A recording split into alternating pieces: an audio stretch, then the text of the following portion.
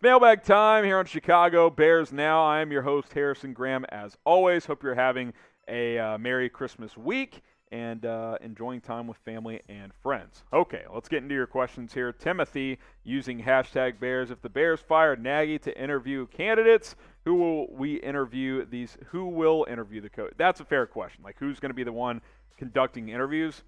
That's part of the challenge, right? Like, is Ryan Pace a part of this organization? And if he is, then he would take place in doing that.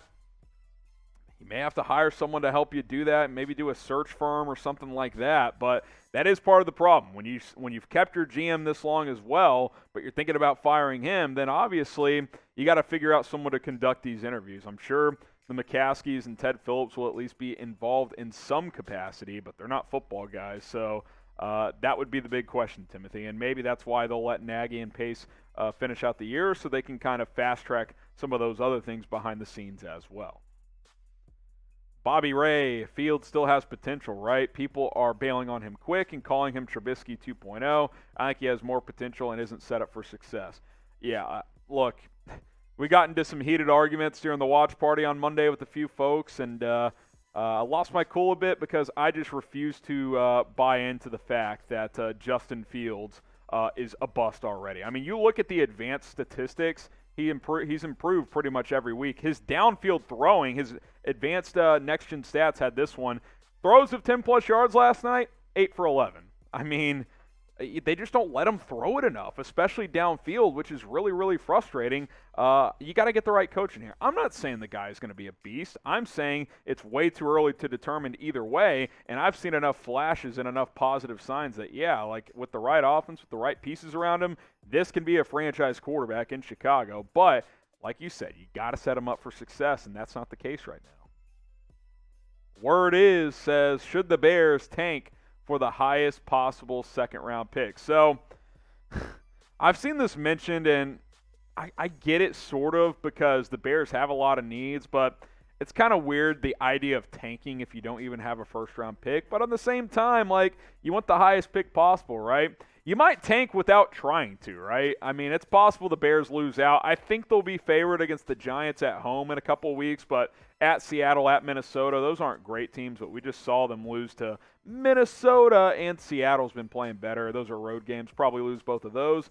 You may tank without tanking. Now, I don't want to intentionally tank because I want to see Justin Fields play well, and you want him to have that winning passion, right? Even if it slides you down a couple slots in the second round. But it's a valid question. Word is, when you're eliminated from the playoffs, you certainly start to think about the future, and the future is coming quick in Chicago. Should the Bears tank? What do you think? Type T for tank, type D for don't. I know Giants fans think they should so they can get that high first-round draft pick. But what do you think? T for tank, D for don't. What should the Bears do this final 3 weeks of the season? Well, the Bears didn't tank last year, but they still got Justin Fields, and we got his jersey available for only $90. Chatsports.com/Fields jersey. That's chatsports.com/Fields jersey. Go pick that up today from our partners Fanatics. Go to that link, chatsports.com/Fields jersey, and you can get this Navy one for just $90. Let's try and get that link fixed there, Jack. Fear the Squid. After last night, wide receiver has to be a major focus in the offseason. Yeah, no doubt. I mean, look, I think we're all pretty comfortable with Darnell Mooney. I don't know if he's a true number one, but he's a high-level starting caliber player. I think we're all in agreement there. Outside of that, though, Allen Robinson, I don't really anticipate him being back. We'll see with the new regime if he is, but I'm not banking on it. Marquise Goodwin, Damiere Byrd. If you want to bring one of those guys back as a depth piece, cool, but they can't be more than your number 4 receiver. I would play Daz Newsome the rest of the way to see if you've got something there, but he played almost 50 snaps and had 0 catches against Minnesota, but maybe give him another look. But, yeah, I mean, I think you got a sign of that and probably draft one too. You got to get some more weapons at wide receiver, especially since it's not like you have multiple dynamic tight ends or something like that. Like, Cole Kmet's okay. Like, you hope he keeps getting better, but his growth has kind of been 1 step forward, 2 steps back. Madbro334 super chat, appreciate it. Pace is great with late round picks, but can't figure out how to hire a coach. Is Nagy done in the NFL after his abysmal display of play calling again? I could see Nagy joining a staff with like a win-now veteran quarterback advanced roster, and probably not as the play caller, but either as the QB's coach or an offensive analyst or something like that. I mean, he coached under Andy Reid and got and was highly regarded when he got this job. He may just not be a head coach. I mean, that could be what it is, and maybe his offense would work for an advanced quarterback, right? A guy who's played several years in the NFL. Honestly, let's say Eric Bieniemy gets a job from the Chiefs, they'd probably promote their QB's coach, Mike Kafka, to the OC. I could see Andy Reid bringing him back as the quarterback's coach. That would not surprise me at all. I don't think he's going to get blackballed in the NFL because of how things have gone down the second half of his tenure in Chicago, but obviously his stock, it's way down. There's no doubt about that. Now, we have Bears videos all season long. We like to think our stock is up to the moon, Dogecoin style. Hit that subscribe button. Don't miss any of our videos. We will continue to keep you guys up to date with the latest and greatest Bears news and rumors. So subscribe. Don't miss any of it. YouTube.com/BearsNow. All right, Ezra signed Bashaud Breeland, not for the remainder of the season. If you want to sign him in the offseason, cool. He was terrible for Minnesota this year. He was great with Kansas City the 2 years before. He was a guy I was looking at in the offseason like, I'm interested because this team didn't address CB2, but Minnesota ended up getting him, and he was not good there. So maybe the Bears were actually right to not sign him. Troy Leverett, O-line getting upgraded in 22. I assume that's a question mark. I mean, it needs to, right? I think you got to upgrade at center. Sam Mustipher he's not a starter. I think he's a good backup. I think he's worth having on this roster. Can't start next year, in my opinion, unless you just are great around him, right? I think Tevin Jenkins, the penalties have been a problem, but he improved a lot from game 1 to game 2, just in general pass protection reps. I think that's a positive sign. Hopefully he gets to play these final 3 games. Right tackle, I think Larry Borum will probably be the guy there. But honestly, you know what we haven't talked about enough, especially the second half of the season? Guys, Cody Whitehair is low-key sucked at left guard. He's been bad, especially in pass protection. He's been okay as a run blocker. He hadn't been very good, though. He's under contract, so you're probably stuck with him.